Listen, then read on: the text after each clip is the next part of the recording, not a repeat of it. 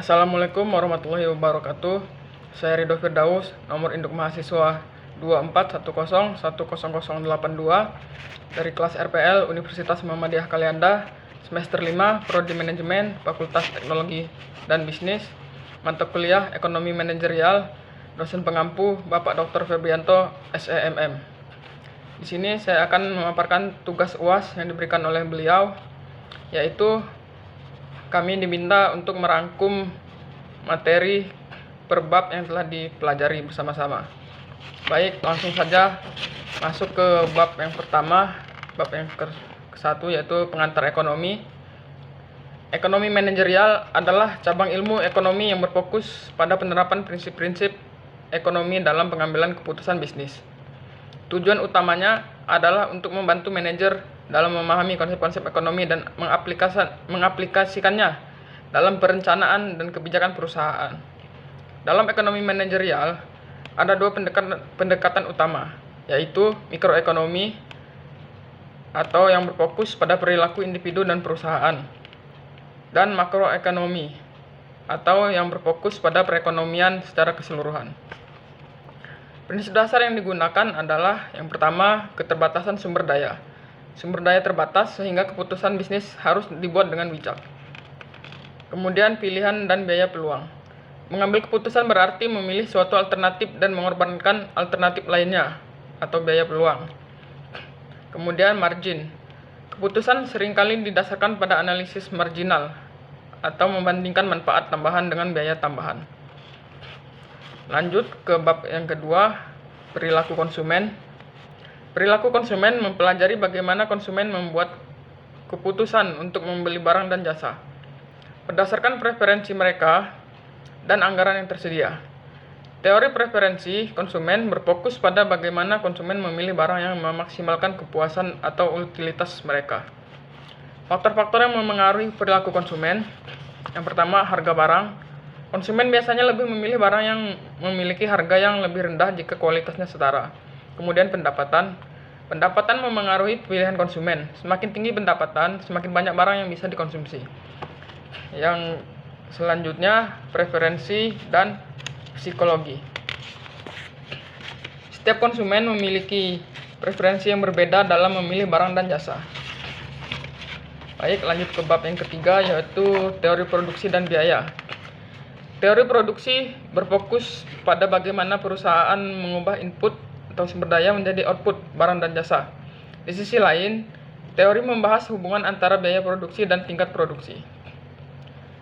Yang pertama, fungsi produksi, yaitu menyatakan hubungan antara jumlah input yang digunakan dan jumlah output yang dihasilkan. Kemudian, selanjutnya hukum hasil yang semakin menurun. Pada titik tertentu, menambah satu unit input akan menghasilkan tambahan output yang semakin kecil. Kemudian selanjutnya biaya produksi. Biaya tetap, biaya yang tidak berubah dengan jumlah produksi, misalnya sewa pabrik. Kemudian biaya variabel, biaya yang berubah sesuai dengan tingkat produksi, misalnya bahan baku. Selanjutnya biaya total, gabungan biaya tetap dan biaya variabel. Perusahaan perlu mempertimbangkan biaya produksi dalam menetapkan harga jual dan strategi bisnis. Baik, lanjut ke bab 4, elastisitas. Elastisitas mengukur seberapa sensitif permintaan atau penawaran terhadap perubahan harga atau faktor lainnya. Elastisitas harga permintaan atau EPD mengukur perubahan jumlah barang yang diminta akibat perubahan harga. Jika EPD lebih besar 1, permintaan elastis. Jika EPD lebih kecil 1, permintaan inelastis. Elastisitas harga penawaran atau EPS mengukur respon produsen terhadap perubahan harga barang. Kemudian selanjutnya elastisitas silang, mengukur bagaimana permintaan terhadap suatu barang dipengaruhi oleh perubahan harga barang lain atau barang substitusi atau komplementer. Penting bagi manajer untuk memahami elastisitas untuk merencanakan harga dan strategi produksi. Baik, lanjut ke bab yang kelima, yaitu strategi pengambilan keputusan. Pengambilan keputusan dalam ekonomi manajerial melibatkan analisis berbagai alternatif dan pemilihan yang paling menguntungkan berdasarkan tujuan perusahaan. Keputusan dapat melibatkan, yaitu yang pertama,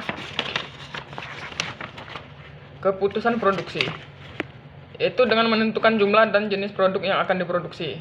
Kedua, keputusan harga, yaitu dengan menetapkan harga yang memaksimalkan keuntungan. dengan mempertimbangkan elastisitas permintaan dan biaya produksi.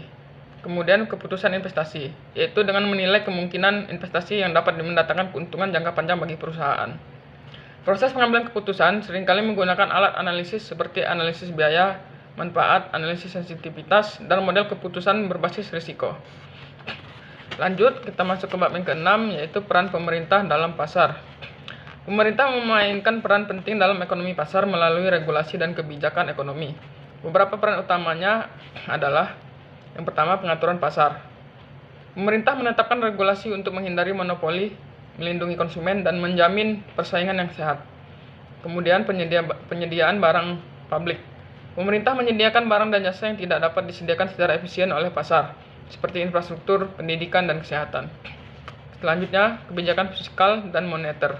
Kebijakan fiskal atau pengeluaran pemerintah dan pajak, dan moneter atau kebijakan bank sentral memengaruhi tingkat inflasi, suku bunga, dan pengangguran. Intervensi pemerintah dapat mengarah pada pengaturan harga, subsidi, dan pembatasan produksi tertentu. Baik, lanjut masuk bab yang terakhir, yaitu review ekonomi manajerial. Ekonomi manajerial memberikan panduan kepada manajer untuk membuat keputusan yang rasional dan terinformasi dalam menghadapi tantangan pasar. Penggunaan teori ekonomi seperti teori produksi, biaya, elastisitas, dan perilaku konsumen membantu manajer memahami dinamika pasar dan mengambil keputusan yang dapat meningkat efisiensi dan keuntungan.